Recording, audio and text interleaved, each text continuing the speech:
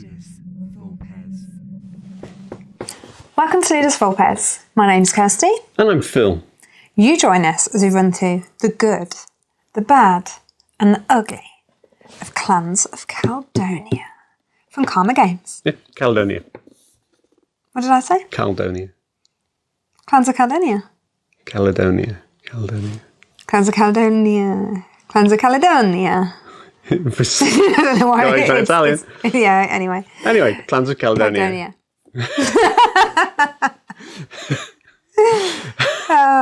In Clans of Caledonia, you play as Scottish farmers producing all kinds of wonderful goods, from cheese to whiskey to more whiskey to a hint of extra whiskey and milk and whiskey. Let's not bread, forget the whiskey, lamb, whiskey, beef, steak, whiskey, and a little bit of whiskey too. Yay! Woo! We thought we'd hit this one up because we're heading up to Scotland soon for Tabletop Scotland. Yes, we are. So, without any further ado, let's have a look at how the game plays. If you want to join us down at the table, we'll take you through how that works. Let's go down there. So, you join us midway through a game. And as you can see, the board is filling up with pastures and farmers and miners and cheese shops. Because everybody wants a bit of cheese. Whiskey distilleries. Yeah. There's only one whiskey distillery in Scotland at the moment. This is not true, nor is it accurate. So, as we've played the game, as you played the game of Clans of Caledonia, you're going to be distributing your various settlements out onto the map based on a few placement rules that you have to abide by. You're also going to be sending your merchants to the market to trade. I should have got my merchant back at the end of last turn, which I forgot to do. Merchants back over to the market to trade. And you're also going to be pursuing some victory points downside these objective conditions, plus fulfilling trade contracts as you export goods out of the country. Which I'm failing to do right now. Yes, I've done 3. Yeah, right. I haven't done 1 yet. So, how's that going to work? So, as you start the game of Clans of Caledonia, you're going to be able to put out 2 workers. They're either miners or foresters, but they also, more importantly, dictate where you're going to locate your settlements on the map. So I started here and here in the cheap spaces, and Kirsty started here and here in the expensive places. Obviously. And on your turn, you're going to take a number of actions, and those actions you will take as many as you want to until you have to pass. Normally, having to pass means you've run out of money. And so what you're going to do on your turn is you can build a settlement. And to build a settlement, you have to remove it from your board. And at the top of your player board is a cost for each item.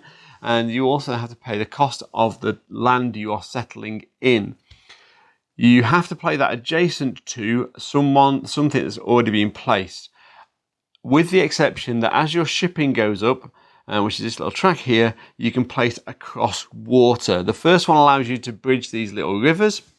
And then after that, you can move 1 space across a lake. So I could go from here to one of these spaces. Then 2 spaces, 3 spaces, and 4 spaces. So you can expand and sort of spread quite quickly across the map if you focus on shipping. So that's putting a settlement out. Now, the reason you want to put settlements out is settlements produce stuff.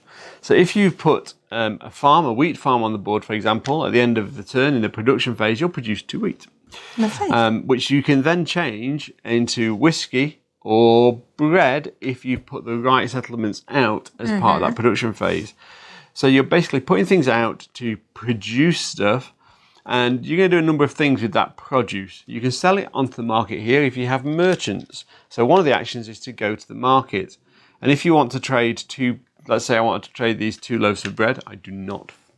I could go to the market and sell them, and that would get me 22 points, 22 cash. £22, that is. £22. £22. That must be high-grade sourdough. It's good bread. It's high-quality bread. So I can go to the market as one of my actions, and I can trade.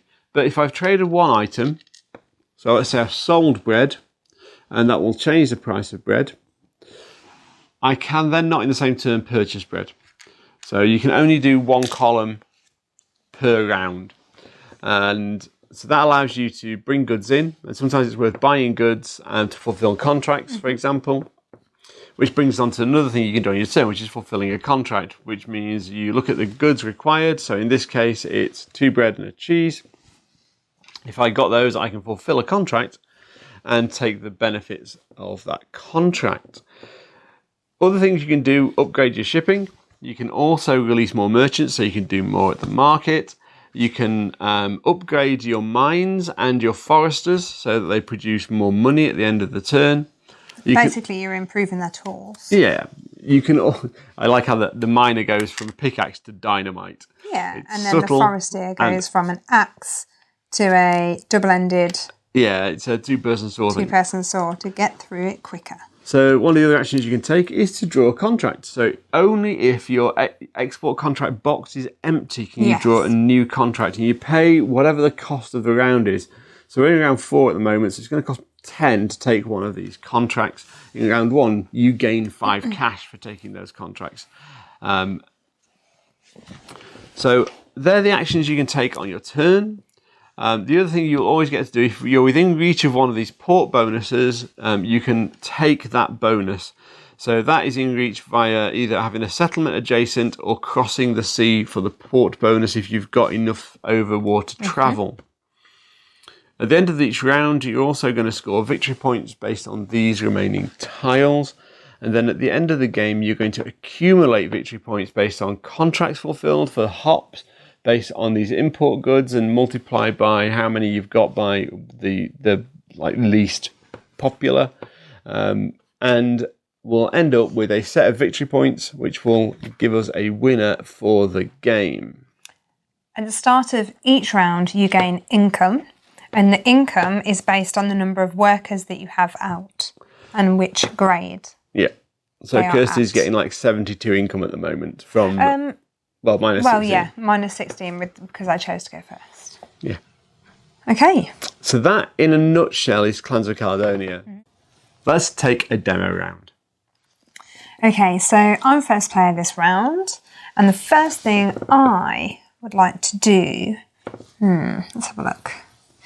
I am going to... one thing that's worth noting as well, in a 2-player game, any spaces that have got the Scottish mist around the edge do not count as the edge. So it's the next border along for the edge. Yeah, it's just like a tighter board, isn't it? Yeah, in a 2-player game. So I believe... The first thing I do is I'm going to fulfill a contract. So 2 cheeses to complete this contract. Okay. So the cheeses go there. It gives me 8 coins for filling those cheeses. Take 9 because it moves that sugarcane on 1 Take as well. Take an extra one, which is always good. And 5 hops. And 5 hops, which is just lovely. Okay. I'm also going to fulfill a contract, which is going to cost me 2 bread and a cheese. You do love your bread and cheese. I do love bread and cheese, actually. That's going to go in there. I get no money, but I move cotton on 3 spaces. Nice. And I'm also going to get a benefit of being able to place a piece on the board as part of this action, but without paying the land cost. That's nice. So I am going to put out onto the board a wheat. Okay. Which is going to cost me 18. It's the most expensive resource in the game. It's going to go there. Lovely. So, I am going to... In fact, sorry, I'm backtracking. I'm going to put it there. Okay, we're going different. I just remember what this objective was. It's for every 2 pieces on the edge, you get 3 victory points. So we haven't actually talked about the clan bonuses that we have. So fills means that for at the end of each round... I can sell milk for 8 cash. Yep, and that is, no matter how many milk he's got, equals 8 cash. Yeah. Per milk. No, per milk, yeah. Yeah. Mine is that I can put the different production buildings, so the cheese makers, the bread makers, and the whiskey makers out, but at a discount, because I'm trying to create a production line. Yeah. So because I've just completed my contract, I'm now willing to put out my last cheese production factory, which I'm going to put there, which is going to cost me 2 for the land placement. But because of this production bonus, so my clan power, it's 5 less. So it should have been 8. So that's 3 plus 2 is 5. That's very cheap. So that's 5 to put that out. And I get to take 3 contracts and choose one of those contracts. There you go. So whilst Phil has his go, which will be pretty straightforward, I'm going to put a bread out, which is going to cost me 8 plus a land. And I'll go there, which means 10. There we go. Job done. None of those are very nice, to be honest. Okay, I'll take that one. It's probably the one I'm more likely to be able to complete. So, put that there. You're good. I will now place. So for 19, I'll put that there.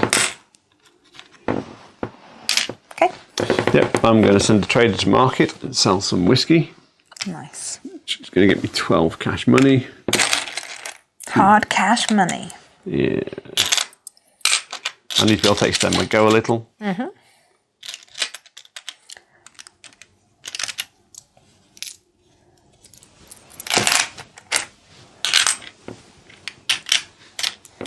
I will, using my clan production, clan power, this should cost 8 to put out, but it's actually only going to cost me 5 plus the 3, so the original 8 cost. So it's effectively given me the land cost free. Yep, I'm going to put bread out again. This one's going to go, I want a cheap space. Give me a cheap space. I think it's going to go here, which is going to cost me 11. But more importantly, it allows me also to take 3 of these and pick one. So my next move will be, again, using my production, my clan power, I'll get it right one day, which is 3 off, actually no, yeah, I'll do that, 3 off, which gives me, so 10 minus 3 is 7, however, plus the 3 of the land is 10. So basically, because of my clan bonus, I'm basically building for free in these areas. Or definitely a heavy discount. Yeah. Okay, I meant the land costs okay, are being cancelled out. I'm going to buy me some cheese, which is going to cost me 10. Okay. Expensive cheese.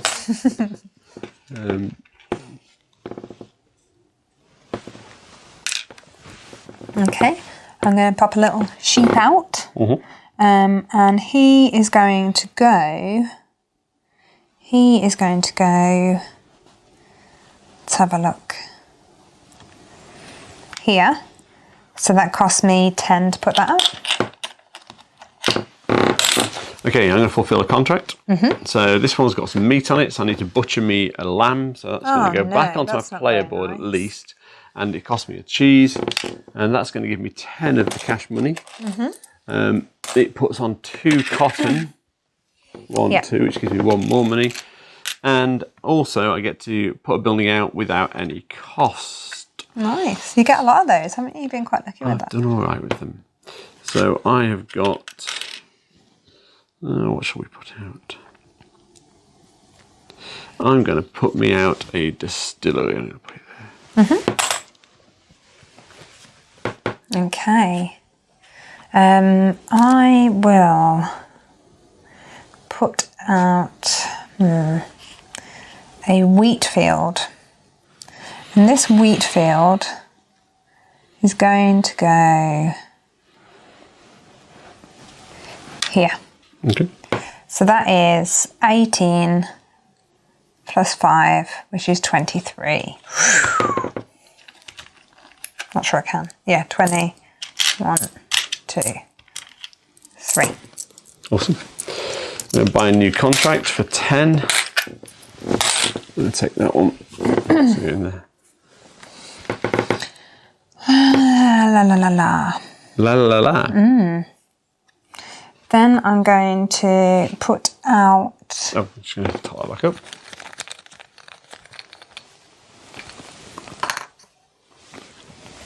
See if I can afford it first.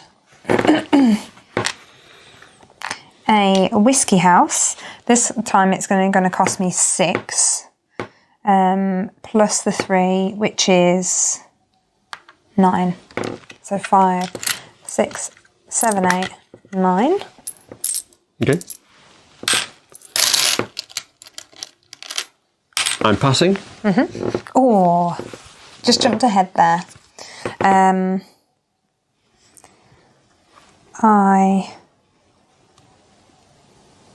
Question, if I want to take this bonus for this. You take it in the turn you want to complete it. Okay, So. and sorry, quick one, what does that mean? That's a good question. So you got a port bonus we're not sure of there. A quick look in the reference books. And that is, which one is it? That one. So discard 1 processed good of your choice and gain any 2 processed goods of your choice. Right, okay, that's fine. Okay, I will pass, I think. Okay, so that's the end of the round. We'll just do income and scoring at the end of the round, scoring, and then we'll come back with our thoughts. So first and foremost, let's do income. So I get 16 plus 12, which is a whole 28. I am not rich, but it's okay. I'm going to sell me some milk. So I get 69, so I'll put 1 back and just take 70.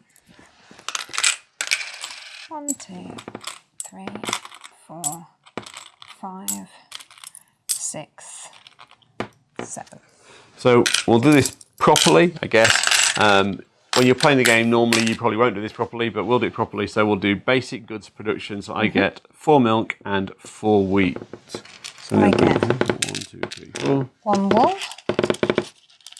1 milk, 1, 2, 3. 1 bread. Is that right? 1 bread, 1 and then 2 whiskey. It's not there though. There. Sorry. I'm just trying to make sure, I'm trying to keep track of what I've done. Oh, okay, fair enough. So, because... You should have had 4 wheat. Yeah. And this is why you do it in order, taking the wheat first and then transferring the wheat. 1, 2, 3, 4. And then you've created 2 whiskies from that wheat and 1 bread from that wheat. So 3 of those wheat go back. Right, okay, that's fine, yeah. And did you want to produce cheese from your milk? Do I need cheese? I need that one, I need that one, and I need that one for that. Yeah, I might as well have it. You need cheese for contracts, not... And cheese gets you more money. Yes, I'll take that then. Yes, please. So that I'll swap for a cheese. And then I'll do my advanced production. So I'm going to trade in, so I need bread and whiskey. So I'm going to take me 2 of those for a bread and a whiskey. And I will then take, yes, another bread and whiskey because that seems like a good idea. And I will buy 1, try and convert 1 cheese. And then at the end of the round, I get to sell 3 of my milk. And I get to sell those for 8 each. That's 8, 16, 24. It's a nice little cash converter. It's a cash cow, Might even say isn't it's it? a cash cow. Yeah, there you go. Oh, I try and deliver these little lines. You just steal the slender. So we then do the end of round scoring, which is this one here. So for every 2 farm items you've got on the edge, you're going to score 3 victory points. So I've got 1, 2. 2 farm, it's only 2. Only 2 things, yeah. 2, 4, 6, which is 3, 6, 9 victory points for me. So 17. And Kirsty has got 2. That's 4. 6, 8, 10. So that's 5 times 3 is 15. So Kirsty's currently on 46 points to my 17 points. I'm going to flip that over to show we finished the round. And there we go. That is a round of Clans of Caledonia.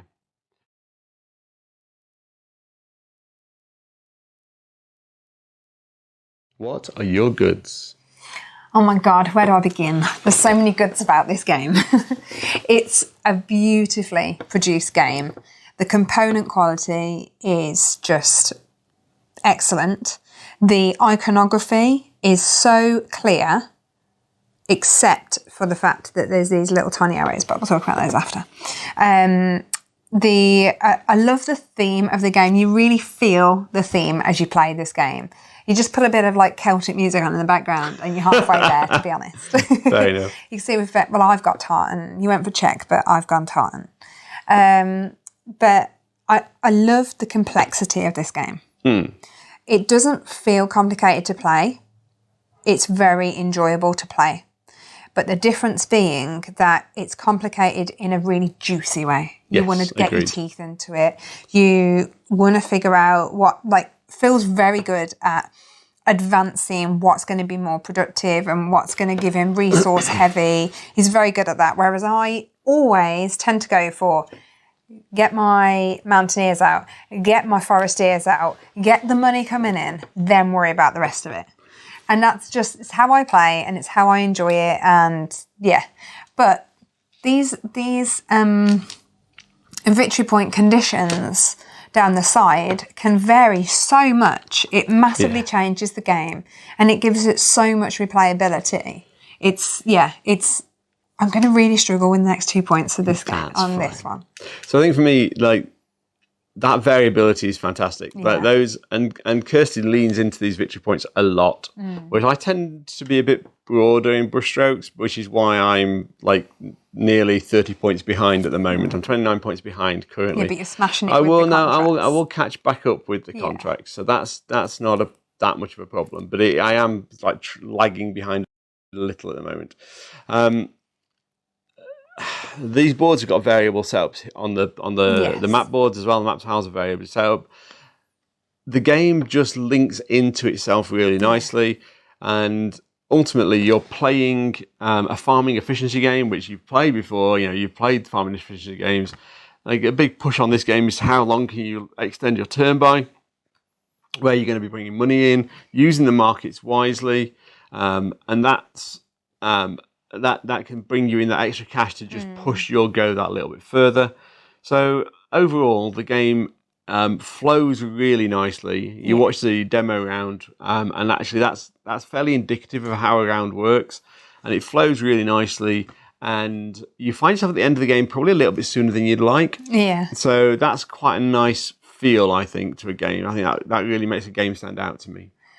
So one of the things I love about it is the lack of downtime there is for players, because everything's just, rather than it being like, you have all your go, then I'll have all my, it's not like that. It's basically dum, dum, dum, dum, dum, dum, dum. Yeah. And it's very, because the moves and the choices of what you can do is just, I'm going to buy that.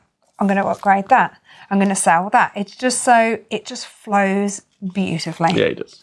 It just feels, you get into a really nice rhythm with this game. It's very soothing to play. Yeah, and mechanically it's beautiful to produce those basic goods and then convert them into the more advanced goods, sell them on the market for some bonus cash to then fulfill a you know, it's that flow is pleasurable. It's not hard to follow. It's very easy to follow. So you got a lot of plus points there for me.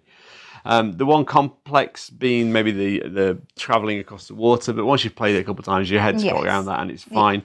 Actually, teaching this game is a bit of a breeze as well, with just a handful of fiddlies that aren't really that fiddly. Like, we had to check what this tile meant, but you'll do that every now and again in a game, and I think that's fine.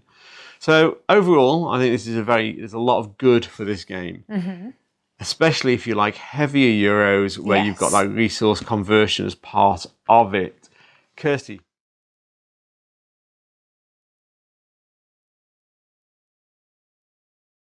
Any bads? And let's remember, bads are our reasons that you might not want to buy this game. I'm going to be honest about this, and I genuinely don't have any bads with this game. I do have one little ugly, which I will cover shortly, but I don't have any bads with this game for myself. Okay, that's fair. Unless you are only into extreme lightweight games that take 20 minutes or less, the only thing I'd say is this game isn't for you. That's fair. It's I don't have a bad. It's half an hour per player on the box. It's probably 40 minutes per player or 45 minutes per player if you're new to the game. Yeah. For me, there are so few reasons to not buy this game.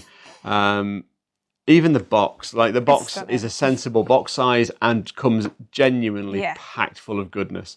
So for me, from a bads perspective, the rule book itself can be a little fiddly at times. You're often, early on when you first couple of plays, you're dipping in to find rules. Is that not more of an ugly though? Yeah, it probably is. Would you not buy that because of that? No, I wouldn't. You've seen much worse. Yeah, I have. I've So that's read an much ugly. worse. So you can move that to an ugly. Yes, boss. But no, other than that, I don't think if you like heavy Euros with a strong worker placement, strong resource management aspect of the game, you won't go far wrong with Clans of Caledonia. No. Uglies next.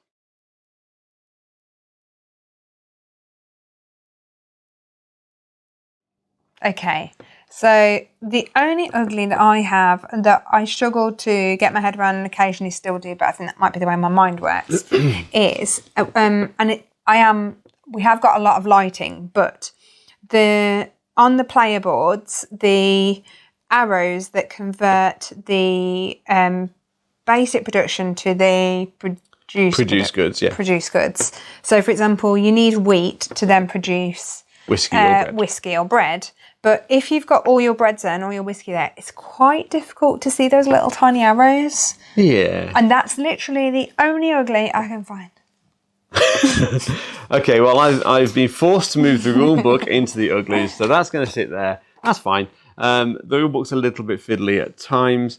There's a few fiddlies on sort of some of the practical elements within the game.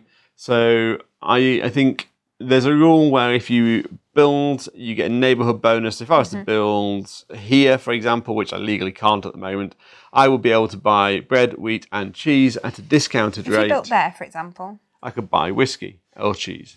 Yeah. At a discounted rate, I still need to send merchants to the market. And that's shown on this It board. is shown on the board, but actually the reality is you're going to forget that rule frequently because it's just a fiddly rule, and I'm not. Well, it is necessary because it allows you to pick up goods cheaper, and very sensibly, you have to send your merchants to market, so you can't immediately sell them at a profit, which is good. Well done there. But overall, there are very few uglies in this game. There are very few things I would like to see changed. I think it works really quite well. There's a little bit of scoring a la Terra Mystica about connected settlements towards the end of the game, which I think is probably unnecessary and just adds a layer of complexity. But it's there, it's manageable. Yeah, I think it's one of those where maybe some minor edits, but nothing of any significance for me. Overall, I think Clans of Caledonia gets a resounding positive review from myself. I can't think of a reason why, if you like this style of game, you wouldn't pick it up if you can. No, I'm right there with you. I cannot possibly think of any reason why you wouldn't want to play this, unless, obviously, as we've said, you're just into light games. Like, right now, I don't think my parents are at the right situation to be able to play this level of game. So, Acropolis, I was able to teach them that. But I think this might be slightly out of their remit, no offence. But if you're, either an experienced gamer or someone who enjoys, the heavier, thinkier aspects of board gaming, then this is definitely one for you. And to be fair, there are games that are equally as heavy that take far, far longer than this. Another good point about this is it doesn't hang around on the table. No, it doesn't. It's quick and snappy, as we You said. find yourself towards the end of the game pretty quick. Yeah. Hopefully you found this review interesting and useful. If you have, please like and subscribe. Yep, we love those thumbs up.